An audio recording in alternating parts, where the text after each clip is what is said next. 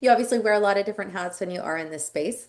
Now, when you were starting out when you were 28, did you initially start working with a team, or how did you kind of create that name for yourself? Because it is such a highly competitive industry, and obviously it has changed as things have evolved with social media and now AI and stuff like that. So maybe you can talk about what you're doing then and now how you're also just trying to stay competitive with all these changing dynamics.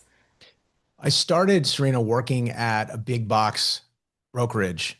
So the first step was you can do this in New York. I worked just in rentals. Yeah. So they had a great training program. I'd already had a whole background of sales before I started in real estate. Yeah. And so what I was doing was transposing all of the things that I learned into real estate. So I went into rentals, and at the time, this was still when Craigslist was a thing. Yeah. And actually the classified ads existed. It Yeah. was at the very tail end. So I have definitely seen the gamut. This is before we even had smartphones, Yeah. Well, it's right? probably back when people are like faxing their signatures or you're going in person. Totally. A Yeah. lot of stuff in person. Yeah. And so I got the first 2 years was really working, getting cutting my teeth and building that. Then I moved to a larger company that was formerly owned by Barbara Corcoran. It's called the Corcoran Group here in New York, and that's where I got into sales and really got my sales experience.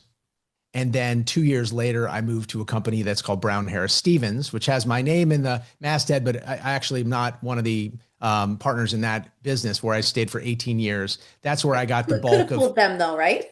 exactly. People often asked, and I'm someone who likes to tell it like it is.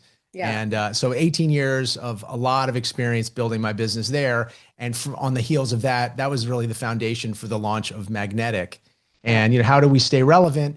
I think over the last few years, really since COVID, we focused on video. I love it's a more fun way of communicating. I also, from a B2B almost standpoint, I've always loved being on LinkedIn, which is a great place for people who are business people and who maybe are a little more data driven. And so Yeah. you sort of balance the LinkedIn where I'm writing about deals and information, and also the like you said, the emotional side of real estate. And then I complement that with the work I do on Instagram, which is a little bit more visual, Yeah. a little bit more fun.